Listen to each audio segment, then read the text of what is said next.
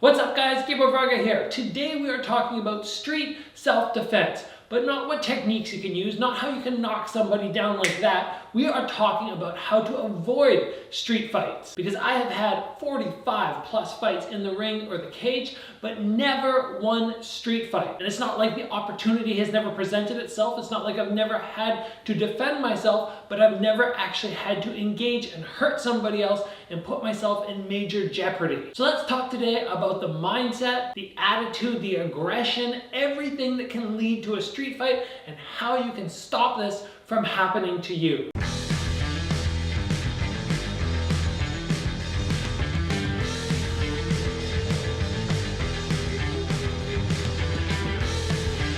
So first, I'd like to welcome everybody back to the channel. So much love, so much support. It means so much to me. If you guys haven't already, please give the video a like, and of course, join the channel and get subscribed. Now, we are talking today about avoiding street fights, and I have many topics I want to cover, so hopefully by the time we finish this episode, you have a better understanding of how I have avoided street fights and how you can do it as well. And the first thing I want to talk about today is the mindset, the attitude that you bring when you walk out on the street. I'm assuming most people here are martial artists already. Many of you are active fighters, competitors.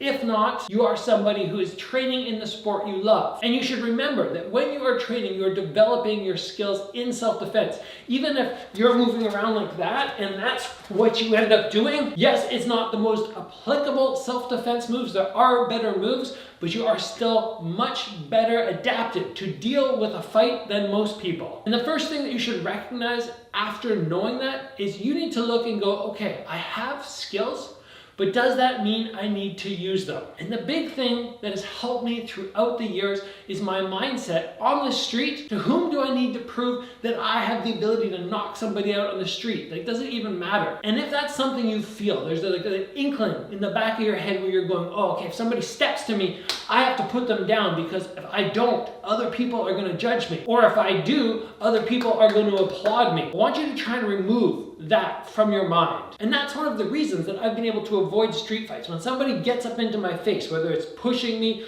or just yelling at me, the first thing I'm going is, I have nothing to prove by beating this guy up. I have 6 pro world titles. I have so many wins, so many fights to my name. What is hurting this guy and having people see it? What is that possibly going to do for me? It does nothing, is the answer. If you think that winning a street fight is going to boost you up, you need to reassess things, or you need to find a better crowd of people to hang out with, because really it does not matter what you were doing against an unskilled opponent who is possibly drunk, having a bad day, or just somebody who's angry in general. How does knocking this guy out make you a bigger man? I am much more impressed with the guys who can walk away from those fights, step into a ring or a cage against a skilled opponent, somebody who is trained and is actually going to be able to hurt you potentially. When you can beat somebody like that, then I go, okay, it's time for an applause. So from a very early young age, I adopted that self-defense mentality. When somebody comes at me, I'm basically doing everything I can to get away from this. First of all, because I just don't want to fight, because I know it does nothing for me. But second, I just want to make sure that I am not engaging in something that is going to cause this guy to be hurt. He's obviously already hurting to a certain extent. Somebody's just coming up, picking a fight with me. Something's happening with him.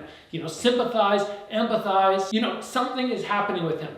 I like to empathize and just go, you know what, maybe I'm not going to make his day better by just flattening him out. I know the attitude often changes. Some people go, that guy's being a jerk. He needs to get beat down. Well, sure, maybe that's the case in some scenarios, but I'm not the person who needs to be doing it, and hopefully you guys can remember that and just walk away. The next thing I like to think on when the situation not presents itself but arises, because we've already talked about me not needing to prove myself, but next, the thing that I usually find as soon as I leave the gym, I close the door, I walk out of the gym, I'm just like, oh, I'm tired. I'm sore, I'm exhausted. The last thing I want to do is do more fighting on the weekend. That's usually when these issues arise. It's usually wrong place, wrong time. And that's usually later at night in places you don't probably need to be. But if you are in that spot and you end up in this situation, you really shouldn't be wanting to fight. If you leave everything at the gym at the end of the week, you are just smashing the pads, just banging away the whole week. As soon as you leave, you should just be going, oh my gosh, I don't want to throw another punch this weekend. And again, when I've had these issues arise in the past and I've had people try to fight me, I'm right away just going, I don't want to do this. That's my mentality. There's no reason for me, number one, to fight, as we already talked about, because I just have nothing to prove. But number two, I'm tired, I'm exhausted. I don't want to be involved in any more conflict, any more fighting. Although the other fighting in the gym is a little bit more toned down, in the sense people who are there to compete with you know the rules, and you're both sort of, there's a mutual understanding. But over here, I just don't really have anything to gain, and I just don't want to get hurt and put my body through more after it's already been through the grinder all week long. If you're leaving the gym on maybe Friday night or Saturday morning, and you're leaving and you're like, oh yeah, I can't wait till tonight, I'm just gonna go and knock some people out. You need to train harder in the gym. That's one of the things that I think. Anybody who leaves with that attitude, leave it all in the gym, so that when Saturday night comes, you are just dead and you have no need to go and engage in anything. Now from here, let's talk about what happens when you get approached. And first of all, I want to say, in my experience, with the number of times I've been approached, it's so few. And I think something that accounts for that is sort of the confidence I have. Like when you look at me, I'm not a scary looking dude. I get this all the time when I meet people and they say, oh, what's your job? And my wife's there, and I usually don't say fighter, I just say, oh, I'm involved in martial arts. But my wife will say, oh, he's a pro fighter. And they look at me and they go, really? You don't look like it. So I'm not somebody who exudes like a scary demeanor, but I have confidence. And confidence very often is enough to dissuade somebody, like somebody who wants to get into a street fight, usually sort of has that bully attitude. They're not looking for somebody scary to fight. Like, you know, from Game of Thrones, the Mountain, the big massive dude. Show me somebody who's going to go and pick a fight with that guy. He might not be the best fighter in the world. Well, he isn't by any means. But anybody who goes up and picks a fight with that guy, that's a brave dude. And most people who are wanting to get into fights are not brave dudes. They're just people who are just venting anger, or maybe they're looking to show off to their buddies, and they're looking for somebody who's smaller like me. So because I'm smaller, sure, maybe I would look like I'd be an easier target, but I still exude confidence. That means that when somebody in the bar or wherever, I don't actually go to bars, but let's say in a restaurant, somewhere where they're sort of giving me a vibe, like, oh, maybe I want to fight, or they come over and they kind of knock shoulders with me when I'm walking by. I'm not going to be somebody to slink away. I'm not going to be like, oh, okay, because that makes me look like an easy target. But I'm also not going to be very aggressive. Somebody bumps me in the shoulder, yo, what, man? I'm just basically walking by, they hit me in the shoulders, hey. And just give them that sense that this guy is confident, that he's not going to just roll over, but also not too aggressive, so I ramp things up. I just keep everything calm, and I give this guy no reason to engage. Which is why throughout the years, probably the 10, 15 times I've had people look like they might want to take a fight with me, I've only had one time where somebody's actually swung at me, and one other time when somebody's actually pushed me. That's pretty good odds so far in my whole life, and still never engaged in a real street fight. Now next, let's talk about if we get past the point that I just mentioned. You know, you walk by somebody, they bump you or they say something, you're just like, okay. And you just make sure you're calm and you're confident. We get past that stage. The person comes at you in some way beyond just walking by or mouthing off. They come up and they actually lay hands on you, give you a little push, or they get up right in your face and they're, you know, mouthing off to you. What is the position you put yourself into that you can defend yourself, but it doesn't look like you want to fight? That is a big question that needs to be answered, because if somebody comes up and let's say they double hand shove me, and right away I'm like, oh, okay, yeah. Once I've done that, it full on looks like I want to fight. And not even just for this guy, but for any bystanders. Nowadays with the laws, you can't just crack this guy even if he deserved it and not expect a lawsuit. So as soon as I go to this, I right away am telling this guy I want to fight, and I'm showing the crowd that I'm ready to fight. I never would go like this. I would never close my fist. Also because hitting somebody's head could potentially break my hand with no gloves on, no wraps. So right away, I'm going to here. Whoa, I don't want to fight. No man, come on, let's leave it. What's wrong? I don't want to do this. I have no interest in doing this. So, you know, maybe it's been a bad day for you, but let's just leave it here, dude. In this position, it looks like I am not somebody who's wanting to fight. I am ready to disengage this fight. I'm trying to calm it down. But there's not much of a difference, honestly, between this and this. I'm ready to defend myself in both scenarios, but this one looks much calmer. And if this guy comes at you and you happen to do something to defend yourself, if you decide that is necessary, you are not going to be somebody who looks like they were engaging this fight. Whereas from here, 100% you do. So I always have taken this stance. Whenever I got pushed or swung at, right after, whoa, you don't want to do this, man. This is not a good idea. And that's exactly what I did the one time I was in a parking lot, and a guy came up to my face and he actually ended up bringing a bottle out and swung it at me. I didn't even see it until the last moment because there were other people, but it glanced off my arm. Kind of hurt a little bit, but really not any more than somebody taking a shin and kicking into my arm. So nothing I'm not used to. And once he swung, it's like, whoa, you need to put that down, man. This is not cool. And once I did that, de-escalated the situation enough where I was able to disengage and walk away. I've also been shoved, just standing there, and I was in this position. I knew if the guy came to my head, I was going to be able to defend it, but my chest was not fully defended, so I got a little shove to the chest. Again, from there, because when I saw the motion coming, it was whoop, and I was getting ready to block down the middle, so I get a little push. I step back, I refocus myself, and then I look at this guy, and he does not see fear in my eyes. He just sees confidence and me stating that he better not do that again, and this situation needs to end right now. And both times, it's worked for me. It's de-escalated the situation because confidence is not usually what these people are looking for. They're either looking for somebody unconfident or somebody who's super aggressive, who's going to edge them on more. Now, I know what you're thinking. You're probably going, well, Gabe, man, he swung a bottle at your head. You should have laid him out. But when I look back, I go, you know what? Little forearm bruise. This guy I found out after was actually a number of them, but one of them was on drugs, so I'm assuming the other guy was on drugs, the one who swung the bottle at me.